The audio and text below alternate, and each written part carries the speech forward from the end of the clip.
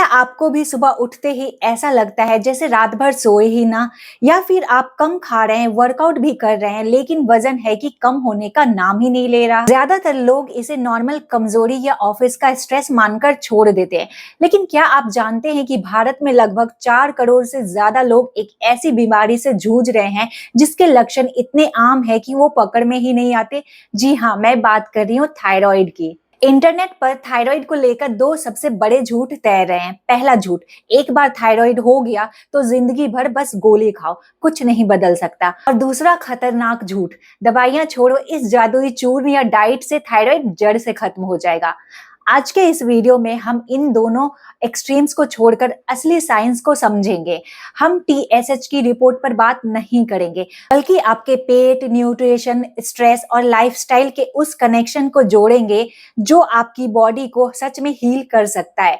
अगर आप जानना चाहते हैं कि गोली खाने के बाद भी आपकी थकान क्यों नहीं जा रही है, तो ये वीडियो आपके लिए है। सबसे पहले समझते हैं कि ये बटरफ्लाई जैसी दिखने वाली ग्रंथि करती क्या है। ये हमारे शरीर का रिमोट कंट्रोल है जो हमारे मेटाबॉलिज्म यानी शरीर में एनर्जी बनाने की रफ्तार को तय करती है। ये दो मुख्य हार्मोन बनाती है, T4 और T3।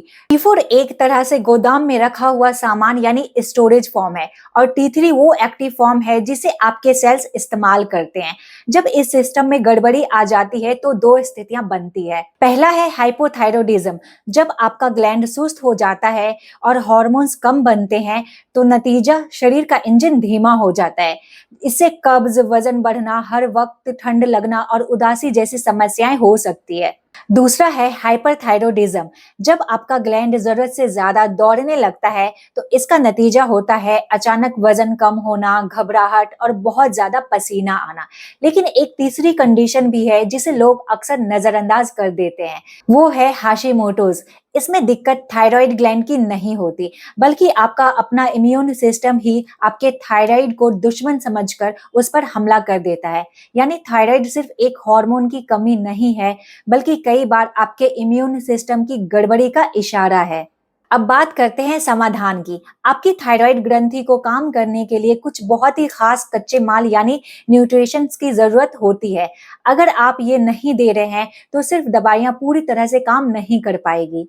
पहला है आयोडीन। ये थायराइड हार्मोन का सबसे बुनियादी ब्लॉक है, लेकिन ध्यान रहे बिना डॉक्टर की सलाह के आयोडीन के हैवी सप्लीमेंट ना लें, क्योंकि ज्यादा आयोडीन हाशिमोटोस जैसी कंडीशन को और बिगाड़ सकता है। घर में नॉर्मल आयोडाइज्ड नमक का इस्तेमाल करें और अंडे इसके अच्छे सोर्स हैं।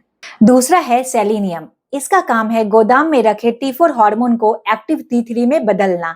ये आपके थायराइड को डैमेज होने से भी बचाता है। सनफ्लावर सीड्स, कद्दू के बीज और नट्स इसके बेहतरीन सोर्स है।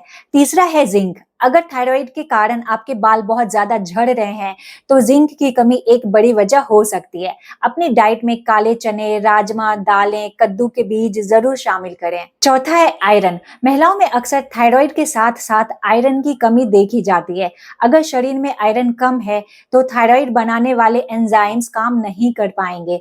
इसके लिए हरी पत्तेदार सब्जियां, चुकंदर और दालें खाएं। पांचवा है विटामिन डी और B12।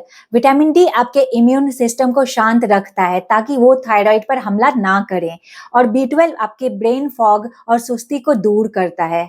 एक जरूरी टिप, लोग अक्सर पूछते हैं कि क्या ब्रोकली, पत्ता गोभी या फूल गोभी पूरी तरह बंद कर देना चाहिए। जवाब है नहीं, इन्हें कच्चा खाने से बचें।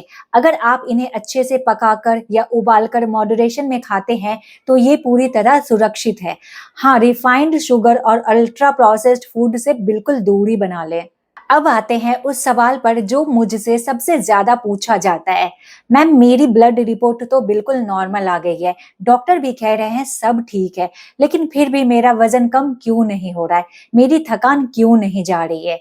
ऐसा इसलिए है क्योंकि दवा सिर्फ हार्मोन की कमी को पूरा कर रही है, लेकिन उस वजह को ठीक नहीं कर रही है जिसने थायराइड को बीमार किया है। इसके 3 सबसे बड़े कारण हैं। पहला है क्रॉनिक स्ट्रेस। जब आप लगातार तनाव में रहते हैं तो शरीर में कॉर्टिसोल नाम का हार्मोन बढ़ता है। ये कॉर्टिसोल आपके T4 को एक्टिव T3 में बदलने से रोक देता है। रिपोर्ट सही आएगी, लेकिन सेल्स तक एक्टिव हार्मोन्स पहुंचेगा ही नहीं। दूसरा है पुअर स्लीप। अगर आप सिर्फ 5 से 6 घंटे की टूटी-फूटी नींद लेते हैं, तो आपका मेटाबॉलिज्म कभी रिकवर नहीं हो पाएगा। नींद की कमी से इंसुलिन रेजिस्टेंस बढ़ता है, जो सीधे वजन बढ़ाता है। तीसरा है कमजोर पाचन।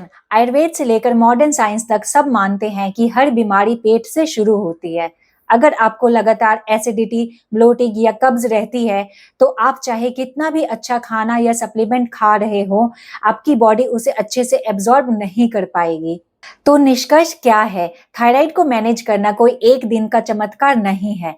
ये आपकी रोज की आदतों का जोड़ है। आपको अपनी डॉक्टर की बताई हुई दवाइयां बिल्कुल बंद नहीं करनी है, बल्कि दवा के साथ-साथ अपनी बॉडी को रिकवरी का सही माहौल देना है। आज से मेरे साथ एक 30 डे थायराइड चैलेंज लीजिए। रोज अपनी बॉडी के लिए सिर्फ 4 छोटे बदलाव करिए।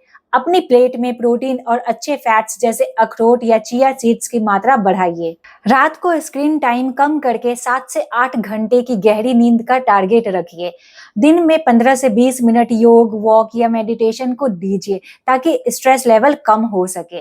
और अपने पेट को खुश करने के लिए छाछ, दही या फाइबर युक्त भोजन खाइए। याद रखिए, थायराइड से डरने की जरूरत नहीं है और ना ही इसे हल्के में छोड़ना है। कंसिस्टेंसी ही इसकी असली चाबी है। अगर आपको ये साइंटिफिक और सिंपल जानकारी पसंद आई हो, तो वीडियो को एक लाइक जरूर दीजिएगा। अपने उन दोस्तों या फैमिली मेंबर्स के साथ इसे शेयर करें जो हर वक्त थकान या थायराइड की समस्या से परेशान रहते हैं। ऐसे ही रिसर्च बेस्ड वीडियोस के लिए चैनल को सब्सक्राइब करना ना भूलें। मिलते हैं अगले वीडियो में, तब तक के लिए खुश रहें, स्वस्थ रहें।